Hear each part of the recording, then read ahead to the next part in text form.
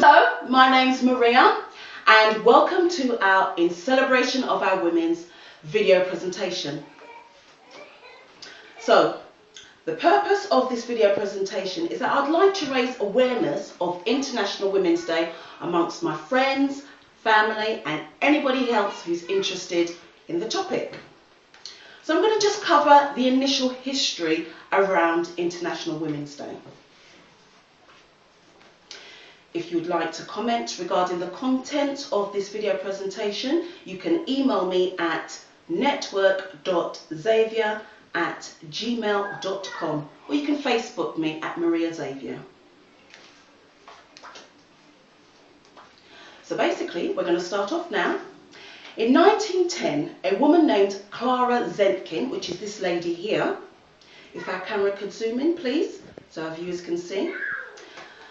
Now, she was the leader of the Women's Office for the Social Democratic Party in Germany. Now, that is a mouthful. Now, she tabled the idea of International Women's Day.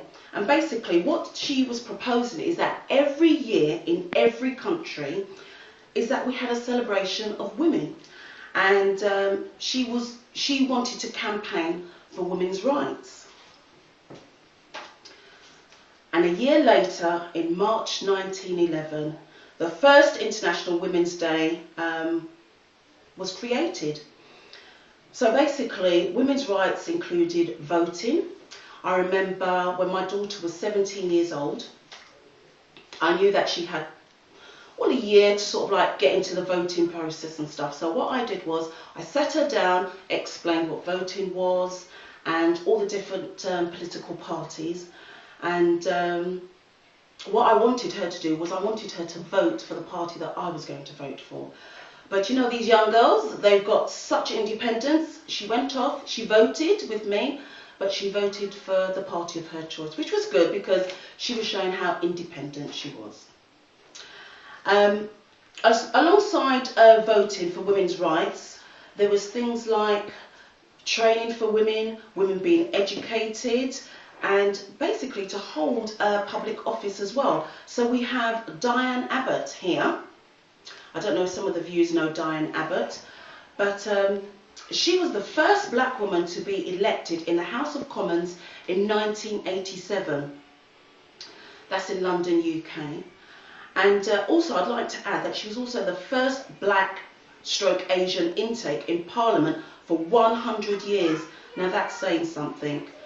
And also with regards to women's rights, we'd like to end discrimination, which I believe is still going on today, especially in the workforce. I've got this newspaper clipping here, this lovely lady. She's in her full African attire, I don't know if you can see that. And basically she went from midwife to mayor. So she was a former mayor of a London borough. And her motto was that she was determined not to look back at her life with regret.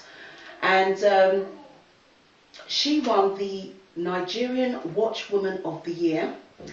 And basically she said that her dad believed in gender equality. He wanted me to become a nurse and excel. He told them that my education would make me a useful wife and would enable me to help my children with their studies. So that's great. She's achieved that. She's gone on to achieve a lot of things in the last 40 years. So it's not just something that she started like yesterday. And basically she's got a chief as well from Africa, and she's got an honorary freedom of the borough, and that's one of the highest tribute that anybody can get. Also looking at women of achievements, we have, in recognition of Women's History Month, if you go to Tower Hamlets, I don't know if you can see the picture here. They've got an exhibition which runs until June the 12th, and you can contact the library on 0207 364 1290. So that's the Tower Hamlets Library. So, who inspired me when I was growing up? Well, when I was growing up, the lady who most inspired me was my late sister. And here's a picture of my late sister here. How she inspired me was, if you want something, if you want to achieve something, you have to get it for yourself and not rely on anybody else. Because that person could let you down. So she'd make a plan and she'd put that plan into action, and if she needed to work for something, she'd work hard at it. And, you know, she showed me the early stages of being determined at getting something. The other lady who inspired me was another family member, and that was my cousin. And how she inspired me is that she used to study for her trade, she used to practice for her trade and sell her trade. She is a fashion designer, and basically I used to watch her as a little girl. She would do all these drawings, all these models in different outfits, different colours, shades and shapes, and then she'd get different materials and see which material would look better on each garment.